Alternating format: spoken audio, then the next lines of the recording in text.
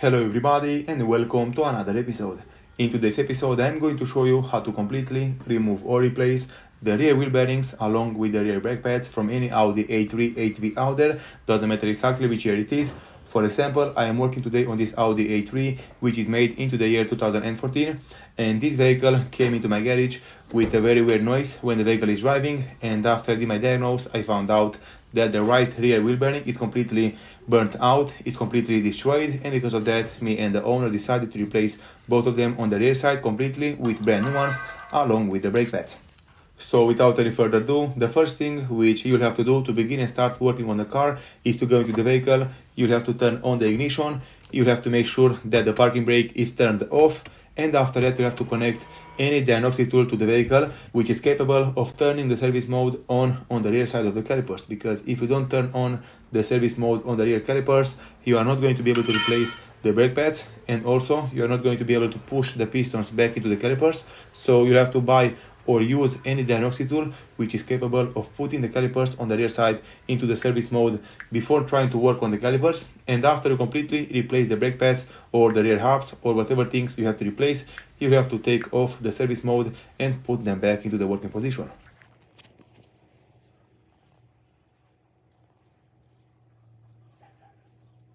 In my case, right here in this special menu, I have the option to turn on the service mode on the calipers. So as you can see, open rear brake calipers before working on the caliper. In my case, I turned it on. Just listen on the calipers, just listen how they are opening.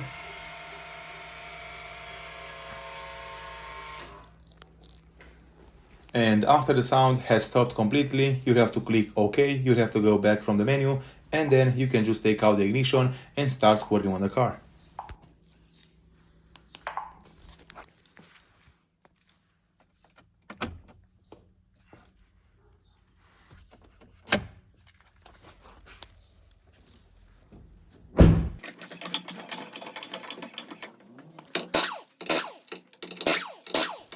Alright everybody, so after you completely remove out the rear wheel, you'll have to go ahead, you can just remove out the caliper anti-rattle spring. You'll have this spring right here on the top part of the caliper. Just pry it open with a screwdriver and eventually it will come out from its place. After that, on the rear side on the caliper, you'll have two plastic clips. Just remove the caps out. And after that, right underneath, you will have to remove the two screws which are securing the caliper attached to the caliper mounting bracket. Then you'll have to lift it up, and if it's not coming out, you'll have to use a flat screwdriver to pry open the caliper from the middle part, which will help you to push the piston into the caliper just a little bit.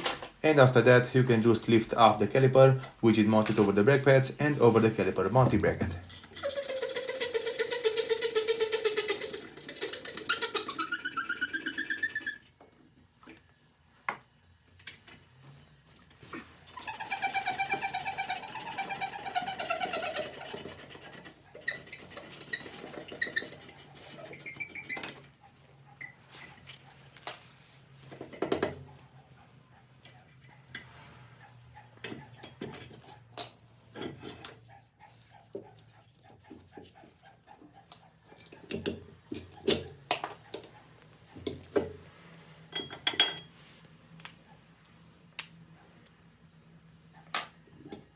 Okay everybody, so from this moment the caliper is free, it's out from the brake disc and from the caliper mounting bracket. Right now you can go ahead, you can just remove this little screw which is securing the brake disc attached to the rear hub. And on this vehicle you are not going to be able to remove the rear brake disc or the rear hub unless you remove first the caliper mounting bracket, because as you can see there is not enough space to pull the brake disc out from the rear wheel hub, and because of that you'll have to go ahead, you'll have to remove the caliper mounting bracket which is secured to the vehicle with two bigger bolts from the back of the caliper. And right here in the back you'll have to remove those two bigger bolts. It's a little bit difficult to remove them because in some cases they can be very stuck into the caliper mounting bracket, but with a breaker bar you can possibly do it. So from this moment I'm going to remove the two bigger bolts, I'm going to remove the caliper mounting bracket, and then I'm going to remove the brake disc and the rear hub from the vehicle.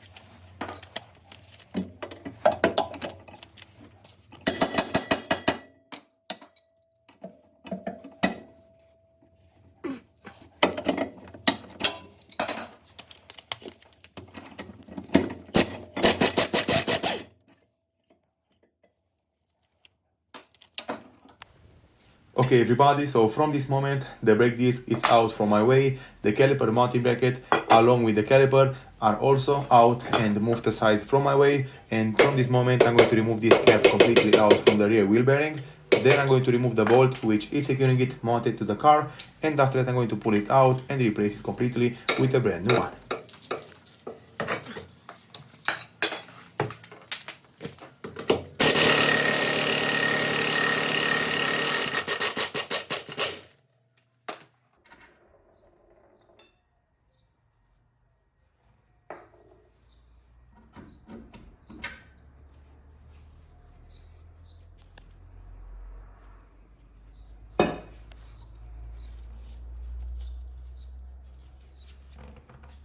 Very good everybody, so in my case I just spent it a little bit of time to clean the area very good and make it look as good as possible. I also removed out the ABS sensor just to make sure that in the future if I ever have to remove it, it will come out from its place very nice and very easy without having to put too much effort to remove it or to replace it.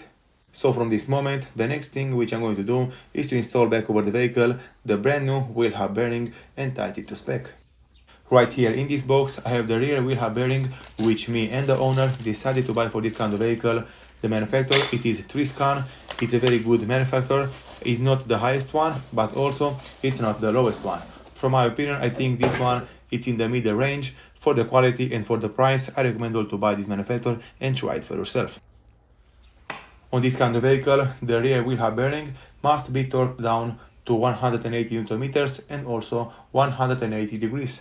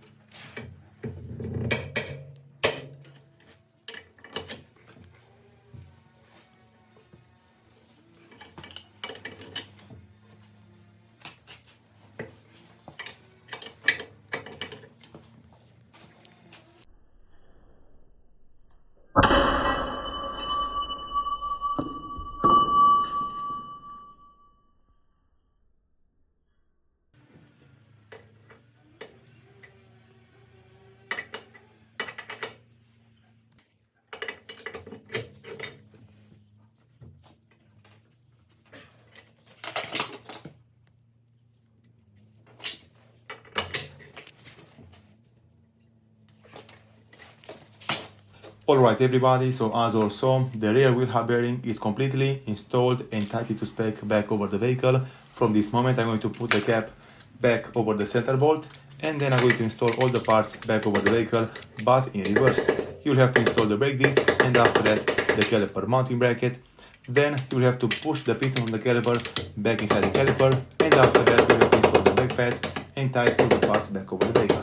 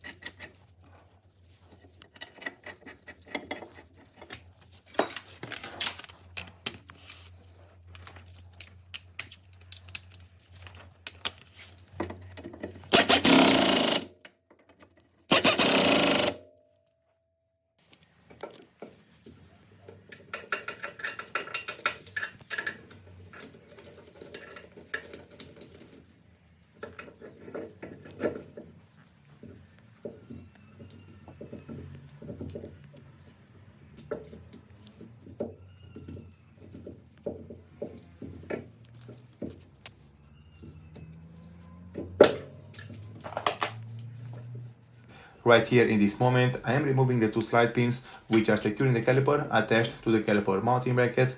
Also, those two slide pins are moving the caliper back and forth depending on how worn out the brake pads are on the vehicle. I recommend you all to lubricate them just a little bit, and then you can proceed to install them back over the caliper.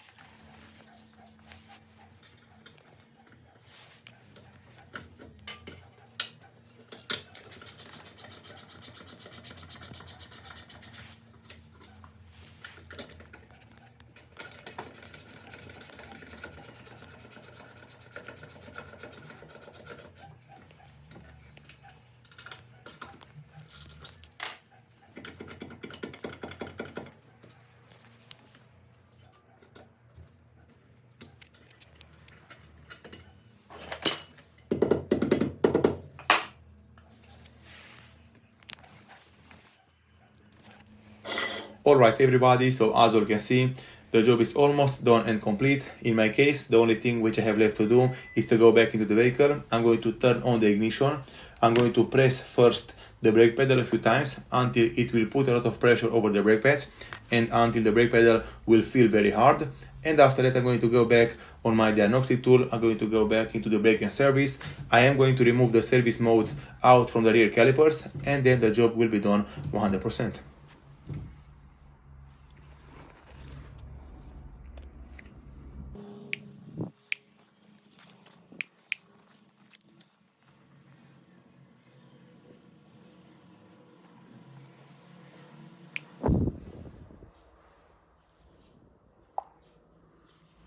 With all of these things being said, those are all the things and all the steps which you'll have to do and follow if you want to completely remove or replace the rear wheel hub bearings along with the rear brake pads from any Audi A3, A3 out there, doesn't matter exactly which year it is. Thank you all very much for watching. If you like the video and found it informative, don't forget to subscribe to my channel, give me a comment and a like down below. See you next time.